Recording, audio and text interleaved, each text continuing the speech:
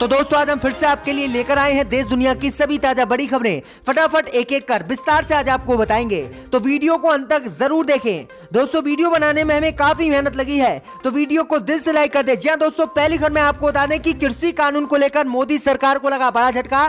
टिकरी border पर हो रहे किसान आंदोलन से मोदी सरकार को हुआ 20,000 करोड़ रुपए का नुकसान। भाजपा की बढ़ गई है मुश्किलें। भाई आपको बताएंगे दोस्तों कि जम्मू कश्मीर पर कब्जा करने की तैयारी में तालिबान। मोदी सरकार ने किया खुलासा, भाजपा ने मांगी है 5 देशों से तत्काल मदद। बढ़ गई है मोदी अमित शाह की मुश्किलें। भाई आपको बताएंगे दोस्तों कि उत्तर प्रदेश के मुख्यमंत्री योगी आदित्यनाथ ने सुल्तानपुर जिले का नाम बदलने का किया ऐलान। मुसलमानों में भारी गुस्सा। भाई आपको बताएंगे दोस्तों कि अफगानिस्तान के मसले को लेकर असदुद्दीन ओवैसी ने मोदी सरकार पर बोला हमला। मोदी सरकार की विदेश नीति को बताया ओवैसी ने फेल। भाई आपको बताएंगे दोस्तों कि डोनाल्ड ट्रंप ने किया दावा, मैं होता अमेरिका का राष्ट्रपति तो तालिबान नहीं कर पाते। काबुल में हमला। वहीं आपको बताएंगे दोस्तों कि उत्तर प्रदेश की योगी सरकार को इलाहाबाद हाईकोर्ट से लगा बड़ा झटका। डॉक्टर कफील खान के खिलाफ केस चलाने के मामलों पर लगाई रोक। बढ़ गई है योगी की मुश्किलें। तो सभी खबरों को आपको बताने वाले हैं दोस्तों, वीडियो को लाइक कर दें।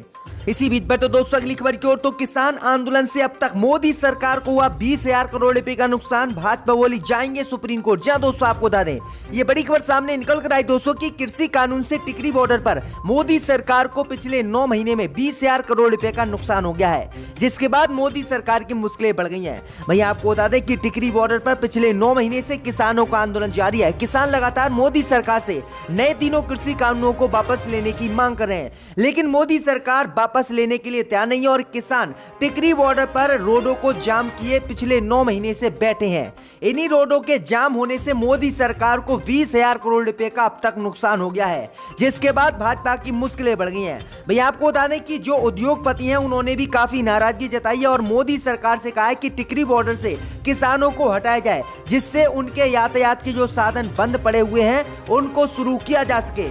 उन्होंने कहा कि अगर मोदी सरकार किसानों को यहां से नहीं हटाएगी तो वह सुप्रीम कोर्ट जाएंगे और सुप्रीम कोर्ट से गुहार लगाएंगे। तो ये बड़ी अपडेट आई दोस्तों कि टिकरी बॉर्डर पर किसान आंदोलन से 20,000 करोड़ रुपए का मोदी सरकार को नुकसान हो गया है।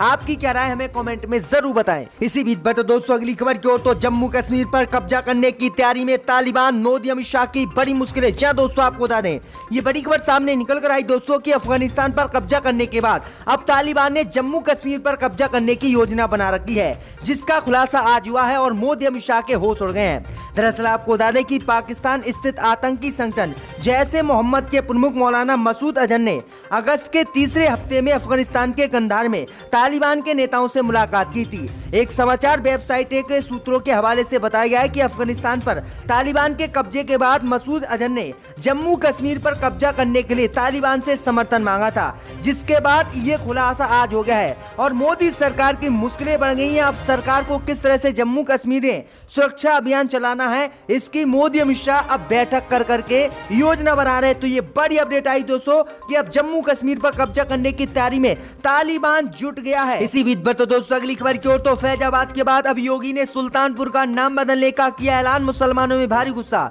जी दोस्तों आपको बता दें कि उत्तर प्रदेश के फैजाबाद जिले का नाम बदलकर अयोध्या करने के बाद इसके पड़ोसी जिले सुल्तानपुर का भी जल्द ही नाम योगी सरकार बदलने वाली है और सुल्तानपुर जिले का नाम भगवान राम के पुत्र कुश के नाम पर रखा जाएगा। दरअसल आपको बता दें कि अब सुल्तानपुर का नया नाम कुश भवनपुर होगा। जी दोस्तों आपको बता दें कि योगी आदित्यनाथ ने इसका ऐलान कर दिया है। सूत्रों ने बताया है कि प्रस्ताव को उत्तर प्रदेश की सरकार के पास भेजा गया है और इस प्रस्ताव के मिलने के बाद तुरंत ही सुल्तानपुर का नाम बदल दिया जाएगा। वहीं आपको बता दें कि 10-5 दिन पहले ही उत्तर प्रदेश के मुख्यमंत्री योगी आदित्यनाथ ने अलीगढ़ सहित कई और जिलों को भी नाम बदलने का ऐलान किया था। उससे पहले इलाहाबाद सहित और भी कई जिलों के योगी आदित्यनाथ ने नाम बदल दिए। तो ये बड़ी अपडेट आ रही दोस्तों। इसी बीच पर तो दोस्तों अगली खबर की ओर, तो अफगानिस्तान के मसले को लेकर ओवैसी ने मोदी सरकार पर बोला हमला। कहा मोदी सरकार की विदेश नीति हुई फेल। जी दोस्तों आपको बता दें कि अफगानिस्तान के मसले को लेकर एक बार फिर से असदुद्दीन ओवैसी ने केंद्र की मोदी सरकार को आड़े हाथ दिया है और बड़े आरोप मोदी सरकार पर लगाए हैं। असदुद्दीन ओवैसी ने कहा है कि भारत ने पिछले 20 सालों में अफगानिस्तान पर अरबों रुपए खर्च किए। वहां के लोगों को भारत बुलाकर ट्रेनिंग दी गई। 700 करोड़ रुपए खर्च करके संसद बनवाई, डैम बनवाया, बावजूद इसके भारत अब दुनिया में अलग थलग पड़ा हुआ है।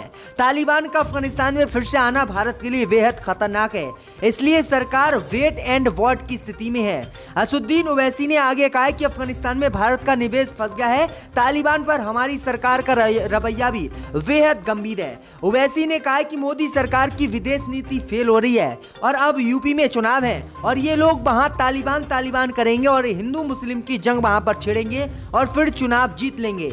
असुद्दीन ओवैसी ने कहा कि हम अफगानिस्तान में मौजूद अपनी एम्बेसी में अपने हथियार छोड़कर आ गए, ये बात सुरक्षा एक्सपर्टों ने कही है। तो असुद्दीन ओवैसी ने खूब भड़ास अफगानिस्तान मुद्दे को लेकर मोदी सरकार पर लगाई है, निकाली है। इसी बीच पर तो दोस्तों अगली खबर की ओर तो मायावती ने बोला कांग्रेस पर तीखा हमला, कहा पैसे लेकर टिकट नहीं देती बीएसपी, रैलियों में दहाड़ी पर लोगों को लाती है कांग्रेस। जी दोस्तों, आपको बता दें कि बहुजन समाज पार्टी की राष्ट्रीय अध्यक्ष मायावती ने शुक्रवार को कांग्रेस पर निशाना साधा और कहा कि देश में अब पार्टी की हालत बेहद खराब है।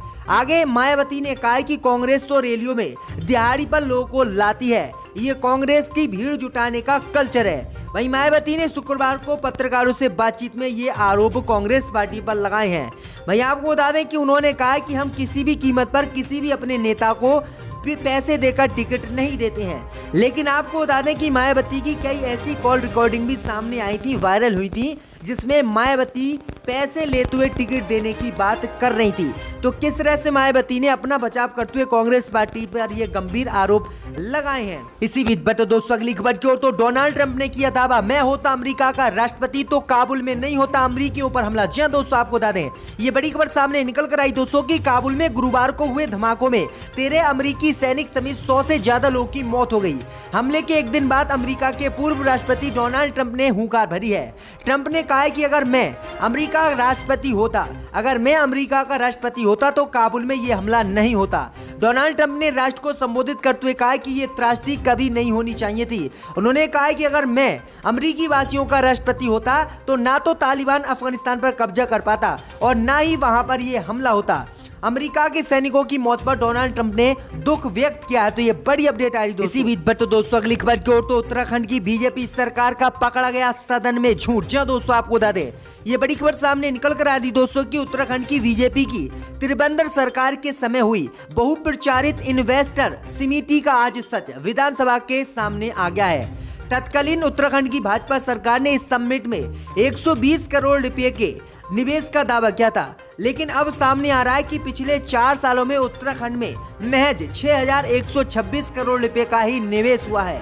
आलम यह है कि भाजपा सरकार को यह ही नहीं पता कि उत्तराखंड में अब तक कितने उद्योग बंद हुए हैं और कितने उद्योग नए आए हैं। सरकार दावा करती रही कि उत्तराखंड में 120 करोड़ रुपए का अन्य कंपनियों ने निवेश किया है, लेकिन सदन में इसका खुलासा हुआ और सदन में पाया गया कि 6126 करोड़ रुपए का ही निवेश उत्तराखंड में पिछले 4 साल में बीजेपी की सरकार में हुआ है और सदन में बीजेपी का ये बड़ा झूठ पकड़ा गया, जिसके बाद सभी लोग हैरान हो गए। तो किस तरह से भाजपा झूठ बोल रही है। इसी बीच पर तो दोस्तों अगली खबर की ओर तो इलाहाबाद हाई कोर्ट से डॉक्टर कफील खान को लेकर योगी को लगा बड़ा झटका। हाई कोर्ट ने क्रिमिनल प्रोसीडेंटिंग पर लगाई रोक। जी दोस्तों, आपको बता दें कि डॉक्टर कफील खान को उत्तर प्रदेश की योगी सरकार लगातार टॉर्चर कर रही है और उन पर कई तरह के झूठे मुकदमे लगा रही है। वहीं आपको बता दें कि अब उत्तर प्रदेश की योगी सरकार को इलाहाबाद हाईकोर्ट से डॉक्टर कफील खान के मामले में बड़ा झटका लगा है। दरअसल आपको बता दें कि इलाहाबाद हाईकोर्ट ने बड़ी राहत कफील खान को देते हुए क्रिमिनल प्रोसीडेंटिंग पर रोक आज लगा दी है, जिसके बाद योगी को बड़ा झटका लगा है। यानी अब कफील खान पर कोई भी क्रिमिनल केस नहीं चलेगा और उन्हें जल्दी नौकरी पर भी योगी सरकार वापस बुला सकती है। भाई आपको बता दें कि उत्तर प्रदेश पुलिस ने और हाई कोर्ट ने भी डॉक्टर कफील खान को कई मामलों में क्लीन चिट दे दी, लेकिन फिर भी योगी सरकार उन पर जांचें बैठाए हुए है, कई झूठे मुकदमे लगाकर जांच करवा रही। तो किस तरह से मुस्लिम होने की वजह से डॉक्टर कफील खान को योगी आदित्यनाथ नाराज कर रहे हैं। इसी बीच पर दोस्तों अगली खबर की ओर तो नवजोत सिंह सिद्धू ने दिया बड़ा बयान। कहा अगर फैसले लेने का कांग्रेस ने दिया मुझे अधिकार तो पंजाब में 20 साल रहेगी कांग्रेस सरकार। जी दोस्तों, आपको बता दें कि पंजाब प्रदेश कांग्रेस कमेटी के प्रदेश अध्यक्ष और विधायक नवजोत सिंह सिद्धू ने कहा कि वह फैसले लेने के अधिकार के बिना कांग्रेस पार्टी में काम नहीं कर सकते।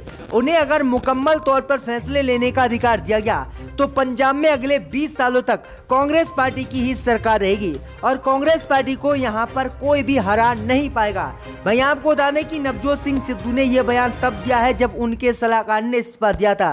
भाई आपको बता दें कि उनके सलाहकार ने जम्मू कश्मीर को अलग देश बताया था, जिसके बाद विवाद हुआ और फिर कांग्रेस पार्टी ने एक्शन लेते हुए इन्हें हटाने की सिद्धू से बात कही थी और सिद्धू ने तत्काल एक्शन लेते हुए अपने सलाहकार को हटा दिया। तो ये बड़ी अपडेट आई दोस्तों कि सिद्धू ने ये बड़ा ऐलान कर दिया है। इसी बीच पर तो दोस्तों अगली खबर की ओर, तो कल्याण सिंह को लेकर उत्तर प्रदेश में बुरी तरह से फंसी भाजपा। जी दोस्तों आपको बता दें कि पूर्व सांसद विजेंद्र सिंह ने पूर्व सीएम कल्याण सिंह के निधन के बाद से अभी तक भाजपा की जबरदस्त श्रद्धांजलि पर शुक्रवार को कई सवाल दागे और भाजपा को कटघरे में खड़ा कर दिया। जय दोस्तों आपको बता दें कि उन्होंने कहा कि बाबूजी सुबह उनके सपने में आए थे, उन्होंने खुद से सवाल उठाने के लिए प्रेरित किया। उन्होंने कहा कि आज पीएम मोदी, सीएम योगी, भाजपा अध्यक्ष जेपी नड्डा, केंद्रीय मंत्री राजनाथ सिंह सहित तमाम दिग्गज नेता उनको याद कर रहे हैं, लेकिन जब श्री राम मंदिर का शिलान्यास हुआ था उस वक्त उनकी याद किसी भी भाजपा नेता को नहीं आई।